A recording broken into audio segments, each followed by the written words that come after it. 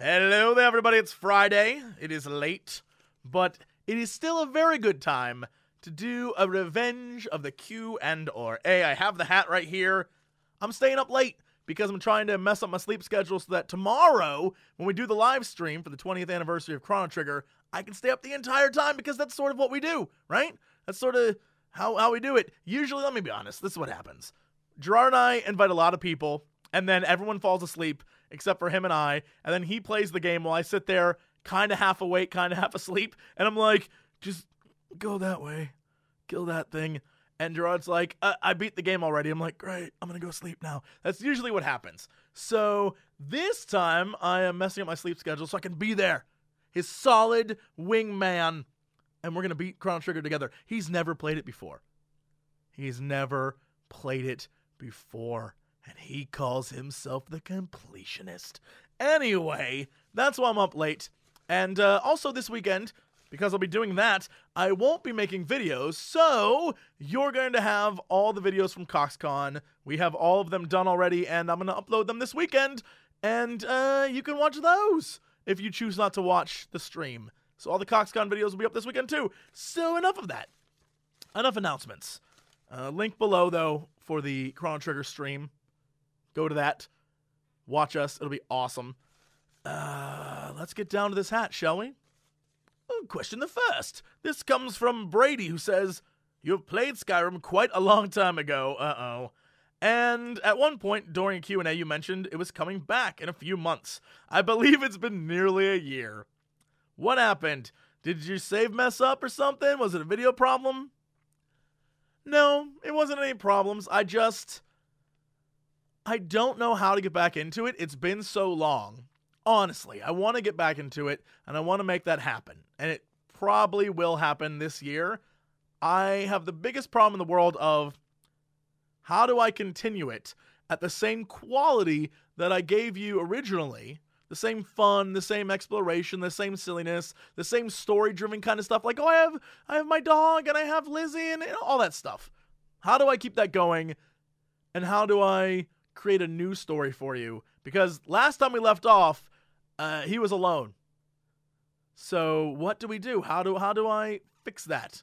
How do I make it entertaining for you? How do I keep it entertaining? How do I get back into the game and not spend 3 episodes like, I don't know what to do? So there's a lot of prep work involved, and I just want to make it the best it can be. I'm a big nerd like that. If I can't make it good for you, I don't know why I would make it. I think that's where I'm at. And I just want it to be the best thing it can be. That's all. That's all I want. That's all I want is to make you happy. So I'm going to say yes. My apologies. And yeah, it's coming. Hopefully. Question the second. That would be it.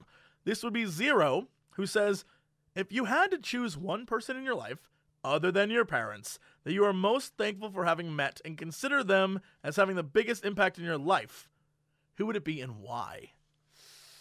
I don't know. Hold on. Let me think about this. You didn't say it had to be a positive impact, right? What if the outcome was positive, but the rest of it was negative? I would say the principal at the school I worked at. Had it not been for him being such a total dick, just like one of the worst people I've ever met, and treating us like crap, I never would have ended up being fired and then having no job and then doing YouTube for shits and giggles and then making money off YouTube. Had it not been for him, I probably still would be a teacher right now, which is crazy. So turns out that giant butt, I feel like I'm getting out some aggression here, that giant butt really was what caused me to be who I am today. And so if it wasn't for him, this probably never would have happened. So that's crazy. And it's one of those things that, like, sometimes in life when you think shit is tough and bad and awful, good things can come of it. Crazy good things can come of it. I never would have expected to be where I am today. And that's sort of like the point at which it all happened. If it wasn't for that moment, I probably would still be back in Ohio, probably still teaching. Honestly, if we had to be honest about it, that's probably what would happen. How crazy is that? I don't know. Question the third. This comes from Stephen Moore, who says, to date, what video game has caused you to rage the hardest? I will accept AAA games, indie games, whatever. We have seen it on your channel or not. It doesn't matter. I would say the most ragiest ever? I may be like looking back on this fondly, but Battletoads is probably the ragiest game I've ever played. That or Contra.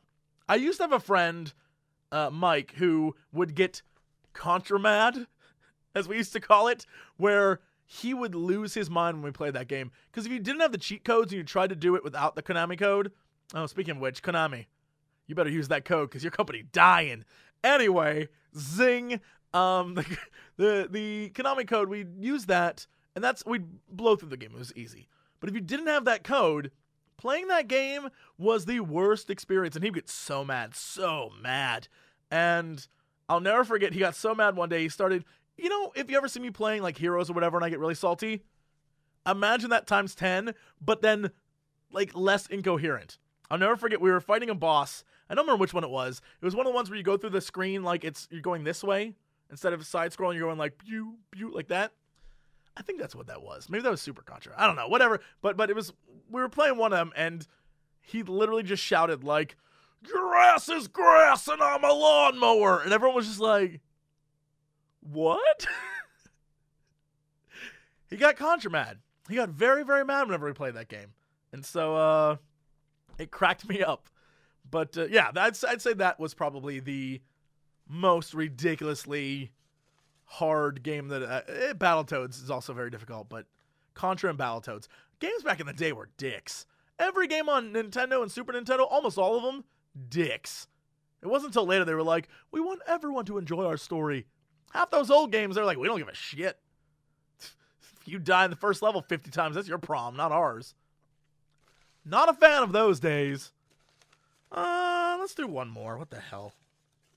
This'll do. Question the fourth. This comes from Mason McKee, who says, Jesse, with all the first-person RPG shooters you have played, what is your take on difficulty scaling? Do you find it that normal or even higher levels are generally too easy, or perhaps that easy difficulty in games still provides a considerable challenge? How do you think these issues could be addressed? I am the last person on earth you should ask about that. The only reason why I play high difficulty or above is for you, to be honest.